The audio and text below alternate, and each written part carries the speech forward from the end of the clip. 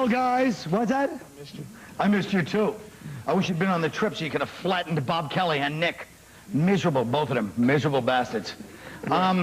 Let's talk, first of all, I want to talk about Troy, the big movie this weekend. Troy, based on the Greek mythological homoerotic, story of Troy.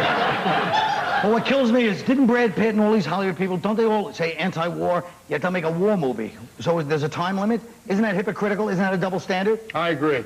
Thanks. It wasn't a war movie, though. I saw the movie. It is a war movie. Did you see it? It wasn't a war movie. They could have put sanctions on it. It was a comedy. Did you see it? He's the worst. I've never seen such a non-Shakespeare dude. I mean, he was cute in it and everything, but he was just like, Hector. Did anybody see that? Hector. He's the worst. It wasn't even a war movie. Ugh. Maybe they just they're in favor of war with pretty people. You know what I mean? Exactly. Like if we're going to have war, let's have some good-looking people out there. No one wants to watch these regular people in the TV war. Yes. You know what I mean? Sure. They want to see the ugly. What's your problem? I agree. Last time I did the show, I was disagreeing with everyone. This time I disagree with everybody. Well, you look like Oliver North, as you pointed out. Yes. You look like a warrior. Thank you. You know, it's funny, he thinks his last appearance was so spectacular that anybody remembered it. That is true. Like what? That is Remember true. last time I disagreed? Last time I was exactly. Or See, already I got the show going by getting you up. Or just as bad, he's trying to get the regular thing of last time. So people are like, yeah, he's always on. He should be on. That's what I was doing. You're right. Giraldo, you're noticeably quiet, unnervingly quiet. What's going on? Well, I didn't see the movie, but I you know agree. the history of Troy. I agree with the Regis. I agree that Brad Pitt is adorable, and I also think that Hollywood is hypocritical because they are all anti-war supposedly, and they do make movies that glorify war. But And mafia. mafia, sword. Like what, though? What's a glorified war He was movie? going to say but. Well, but that's what sells, right? I mean, it is hypocritical. There's no argument. It's hypocritical. They do whatever they got to do to sell movies, and that's why all the movies suck because they're all aimed at 14 or 12-year-old boys. You know a good movie? 14-year-old boys want to see Brad Pitt naked. I thought it was girls for that No, but one. it's still a war. It's still a pretty.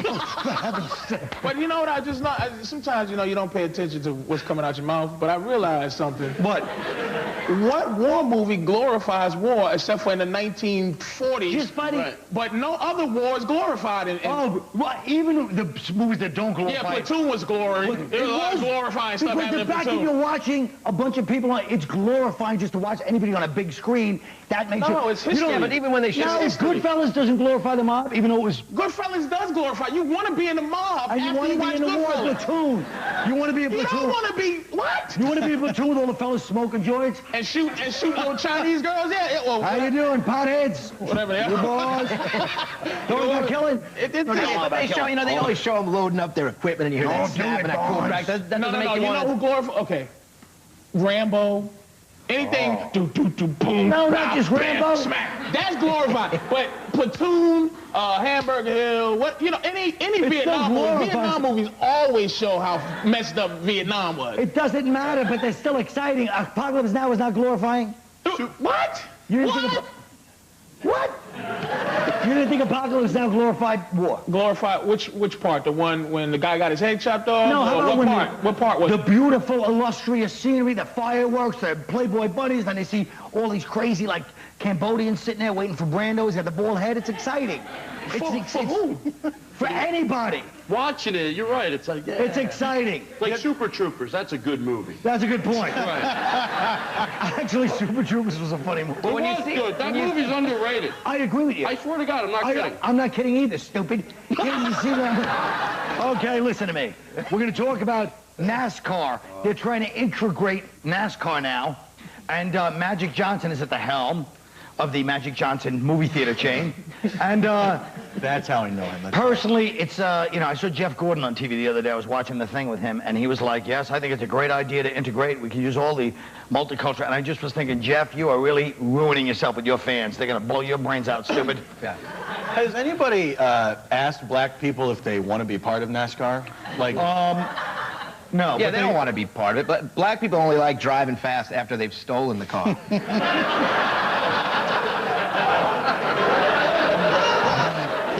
To me, Patrice, what do you think? Do you think black people like NASCAR? No, we don't. And I'm tired of white. Why don't white people just say, do you want us in NASCAR? Do white people want us in NASCAR? No. Why? Because the truth is, And this is one thing that always bothered me about those speeding tickets on the Jersey Turnpike, profiling. Will you admit that all black people speed above the speed limit? Please. I'm not saying some white people don't too, but I've never known a black friend of mine that didn't speed. Well, because we're trying to get off the highway with racist cops as soon as possible. But isn't it true? But also, that's the only way to... You guys do speed, though. Have you ever What white guy doesn't speed? Jesus. Plenty of people. What are you saying, NASCAR? Here's the... Colin's gonna go, this is why white people like to drive fast, has an outlet because we follow all the laws and rules. What an ass! No, Colin. I wouldn't have thought of that, but that's a good one. Only old Chinese women drive 55 miles an hour. Everybody else drives 75 miles an hour. That's the fact. Not everybody does, but black people all do speed. And some white people do, but all black people speed. No, they don't. Even old ladies. They do. I don't speed. I drive the speed limit. You can't just say, that's like saying all Puerto Rican people are lazy. That doesn't make them bad people. That's a character I have. It's the guy that doesn't know he's insulted. He doesn't really insult them, but he doesn't stick up for them. That was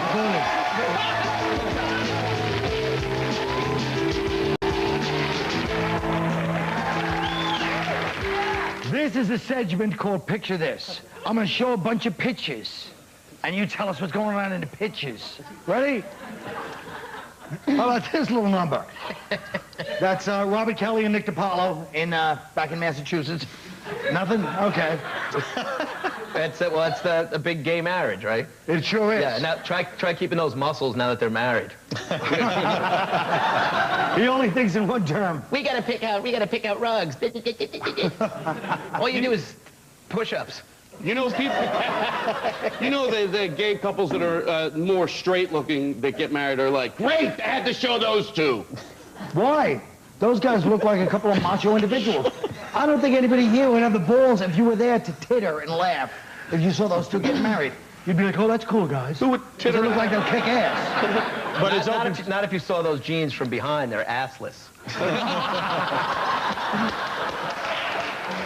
I like the fact that Ross Bennett's in the corner watching the whole thing. Hey, that guy, he looks a little creepy. Now, don't you think, though, all jokes to the side, if you're going to be married, you're the earliest gay marriage people, you don't get dressed like that for the marriage. That freaks out the whole nation, man. That looks like what everyone's afraid of. A bunch of S&M guys getting married and, you know... He should wear a dress. One of the guys should wear a dress so it looks more normal. Well, okay, but I meant... But does it, though? Well, anything's gonna look more normal. That's frightening. I don't think you give white people enough credit for what they're scared of and not scared of. I don't think they're scared of that, though. I mean, the average, are you scared of that? You represent the average white guy. He does. I totally am, first of all. I totally am. I just feel bad for the guy in the hat because I know this was not his dream wedding. You know what I mean? Like, he'd been going through the catalogs and stuff like that, and they're like, let's just wear our street clothes. You know, so he's really But like Paul, listen to me. When Patrice brings up race, if you've watched the show as often as you claim, sure. I don't like to change the subject. Let's get racial. He said the average white person, does that scare us? Speaking for the white people, where are you from? Someplace white? Philadelphia, Pennsylvania. Ugh. How dare you? I'm kidding. That's another Boston in Philadelphia, too. No, I'm not, as a white person, I'm not scared of that. Does that disturb? There's a lot of Midwestern white bubbleheads out there. This guy here, look at that guy's shirt. Where are the white people at? He's from Goofyville, North Carolina, wherever he's from. Is he scared of that? Let me ask you something. White guy who's talking to from Goofyville, North Carolina? The one that's going, who, me, in a goofy way? You, sir. White guy, do you feel representing the white race? Because that's what you're doing at this moment, so be. Do you feel as a white person that we're less scared? Like, what he's basically implying is that our people, correct me if I'm wrong, is that our people have lost any semblance of moral value, that we don't know right, wrong, we don't want to judge anything. So is he saying, is that true, that that picture doesn't freak you out a little? Well, that's two questions. I don't think... He really is from North Carolina. He's got a southern accent. Go ahead.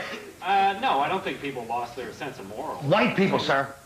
I don't think that white people have. I think... So you think, but does this picture bug you? Let him finish the second part. He's not going to finish. He doesn't want to lose his job at the plant. That's why he won't stay. All right, let's talk about this next picture. Ready? One more picture, come on. Michael Moore got the Palm d'Or. Thank God. You know what I love? Oh, what a freedom fighter. I love that he won the Palme d'Or, so he's showing us the Palme de Fat guy.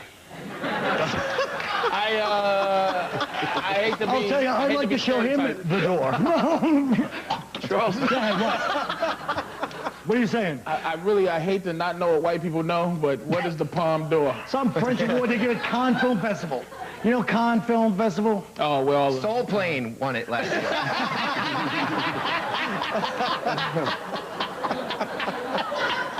All right, look. What about the 11-year-old sex bracelets? Now, we talked about sex bracelets before, but now we're talking about 11-year-old kids wearing these sex bracelets. They pull it off, that's oral sex. I don't know if they're doing it or what, but don't you think this is finally the end of crumbling civilization or no? Forget about you wish you'd been there when you were 11. We all know that. What about it, though? How old was you when you first started having sex? How old was you when you wanted to first start having sex? Probably 13. With guys or girls? Listen, I told you I was a when I was 12. I assume. I was a when I was 12. I know, Colin. He wants to let you know. But before I should be leaving those two guys. Let me ask you, before you was assaulted by whatever priest assaulted you. It doesn't matter, but I was cute. He wasn't assaulted, he did it voluntarily. Those were his old bracelets. Hey, I remember this girl when I was in literally kindergarten. I'm not kidding. She used to let us go behind the cars and like touch her, butt. And she was like 5 years old. And did you have to pay her? Hallie. Her name was Hallie. Did you have to pay her? How old was you? I was in kindergarten. Don't say a name. She's sitting home with her kids right now. Her name's Can you imagine your Hallie mom? Florino. All right, we'll be right back.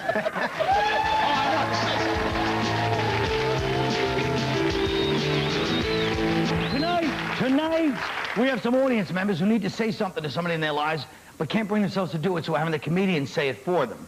Our first audience member is called Steve from Connecticut. Steve, what do you want to say? I have a message for the president about weed. First of all,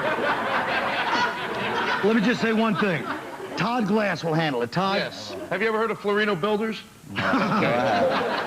Okay, you want me to go? I'd like you to go because you called back the one that I ended the last segment with. I already covered that one, stupid, but go ahead. Here we go. Somebody stinks. I think up to this point, the reason they haven't legalized pot, Mr. President, maybe they haven't been honest with you. Every time those rallies, they're always telling you can make rope with pot, you can make shirts with it. But what they forget to tell you is the real reason they want to legalize it, and maybe if I'm honest with you, you'll legalize it. You can also get with it and giggle with your friends. There you go. Thank you. All right. Will I go back now? You guys go together. Thank you. How you doing? All right. Next is Matthew. Matthew, who's your message to? My message is to all the homeboys hanging outside my apartment. Oh, Matthew, Paul Tompkins is going to take care of things for you. Well, All right, Paul. this was not the problem I was briefed on, but what's your problem again, sir? The homeboys hanging outside his building. Oh, those homeboys. Listen, why don't you knock it off and go on somebody else's stoop or something with your 40s and stealing rims or shooting each other or what have you. Quit it. I hope that helped. Wasn't really my question, but good. Did you think we could get somebody whiter than him to solve this problem? And we did somehow. I know it's amazing. Thank you, baby. Now here's Sean. What's ailing you, Sean? I've been with my wife for 6 years and she still won't let me be her backdoor man. But you're still a baby. How could you be a 6 years married boy? All right, Patrice O'Neill is going to fix things for you. So backdoor meaning what we think it means. Yeah. Here's the thing. Women are very, very competitive and jealous, and they don't like men to enjoy anything without them. So stick something in your back door, and while she's looking, go, jealous? All right. Thank you. All right. Oh, Hope. This is Hope. Hope, who do you have a message for? You're not married to that last guy, right? No. All right, go ahead.